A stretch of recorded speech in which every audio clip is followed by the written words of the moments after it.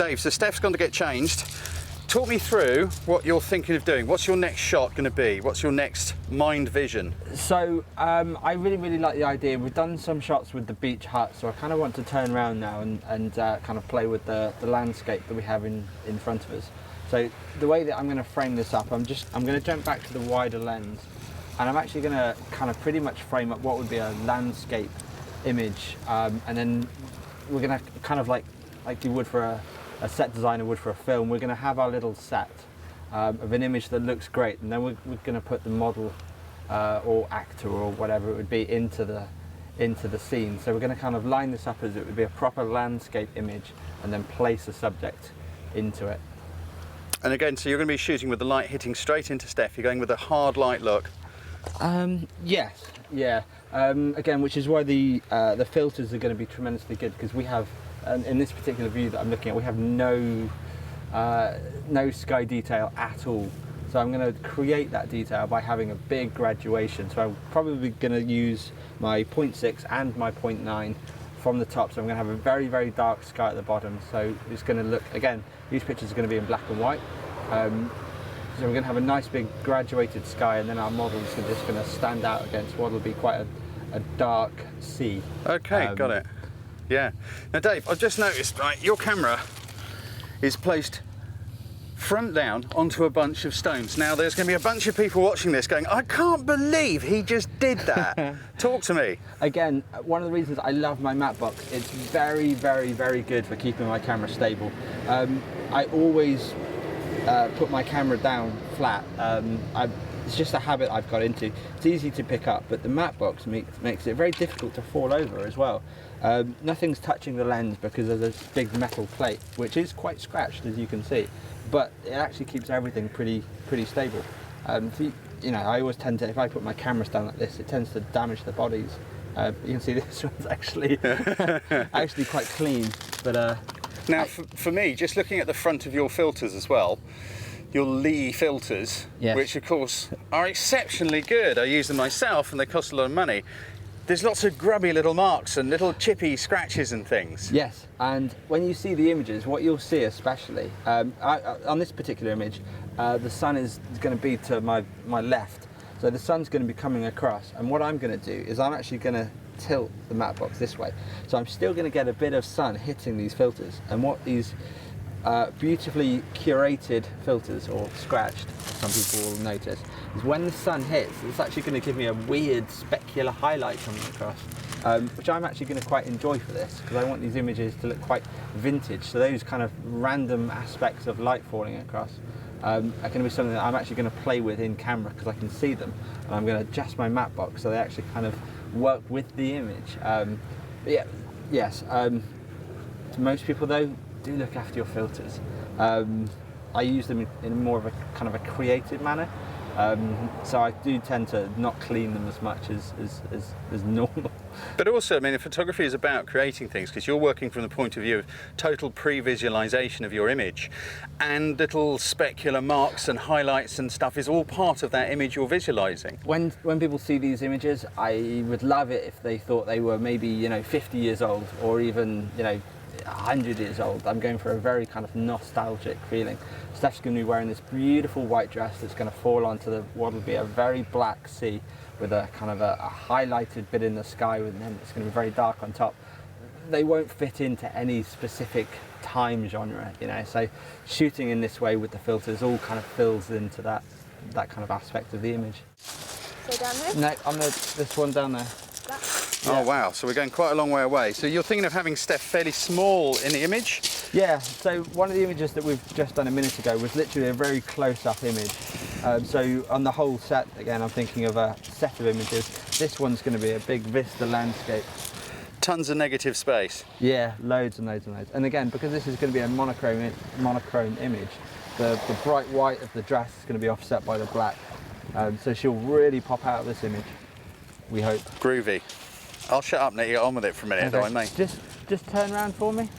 Very conscious that I'm balancing here. Okay. Steph said she's very conscious that she's balancing here. I'm very conscious of that. Didn't hear it because she's off mic.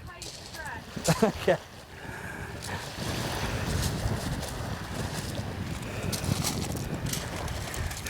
So how are you thinking of framing it then, Dave? We've got a landscape shape. I think so. I'm going to again have my horizon line very, very low and really lift Stephanie up into the image. The way I've just taken it there, her elbows are literally on the horizon. Okay, here we go then. Lovely. So I'm just going to get a whole bunch lower. So why are you trying to get yourself lower, Dave? It's the compression of the foreground, really, just to kind of elevate the model up. So I'm just basically compressing my foreground down.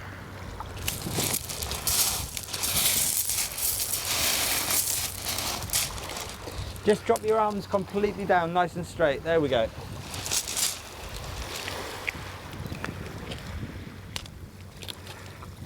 One more. Cool. I reckon we've got that. That's pretty good. Now looking at Steph from here and the pose that she was doing, it's a kind of very straight up and down sort of a look. Yeah. This is something, again, my style of photography, it kind of falls into that. And the idea is that if the pose is quite natural, again, when you see the image, it has a very, very calming effect. If Stephanie was on the edge of it, you know, kind of all leaning out or looking all glamorous, the picture then becomes about that pose. Whereas this is about the dress, the minimal, the lights, the tones, the darks. So kind of keeping the posing to a very kind of soft, somber feeling helps with the overall tone of the image. It's not a glamour image, it's not a, you know, an anything image in terms of that overposed look. I mean, what we can do is we can get Stephanie to pose up in a very glamorous way. Let's do that, because it'd be interesting to compare. Okay, so Steph, just pose it up in a little bit more of a kind of a glamour pose, kind of, you know.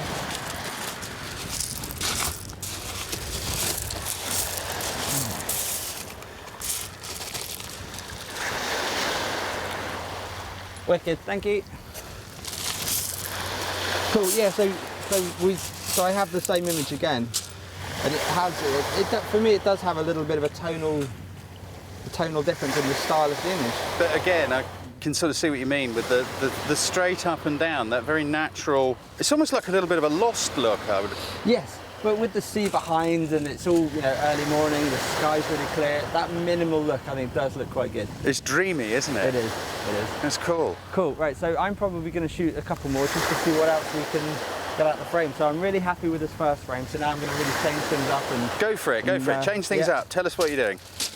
Okay, so I do want to see... That's alright, don't worry. Don't worry. So I'm probably going to change the field of view here. So I'm going to see if I can get a shot with the whole of the water in the frame. So Stephanie, just come forward up there a little bit for me.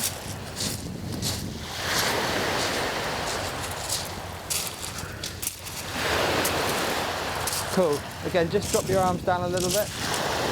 All right, so the way I'm going to frame this up now is I'm just going to have all of the water in the shot. So, there we go. Just face the sun. You all right? Well, at least he's enough of a gentleman to walk towards her before she falls in the water. Cool, okay, brilliant. Let's try this. Yeah, just kind of let the dress flow back a little bit as it goes. Alright, that looks great.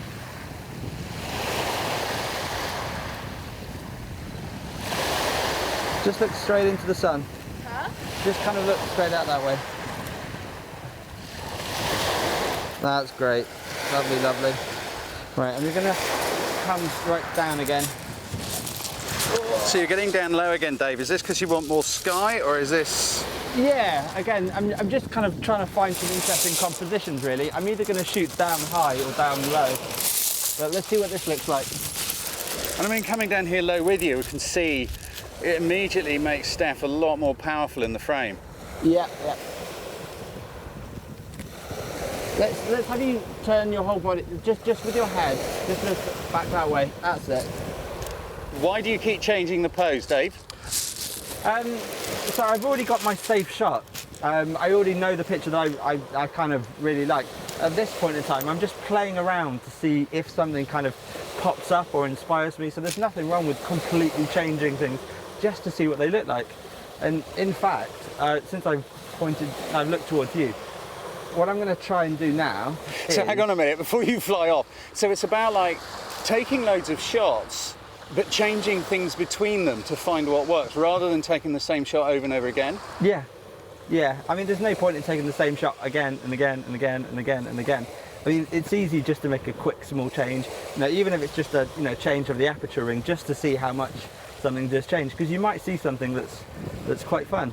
Absolutely, absolutely. Sorry, I didn't want to interrupt. You carry on, because like what's interesting here as well, in turning to talk to me, you've immediately noticed something. You thought, oh, there's another image. A picture we did a few minutes ago, we had a big silhouette in the background, and the sun now is coming straight across the water right behind you and kind of burning out this big section. And I reckon we can get a really nice silhouette if I place Stephanie right in the sun. But rather than Stephanie moving, I'm just going to go and stand again in her shadow and shoot towards the sun, and I reckon this might give us quite a nice image. Okay, I'm going to cut here and we'll pick up over there. Actually going to shoot these without. So why are you taking the leaves out? Because I want a very silhouetted picture, but I want it even. Okay.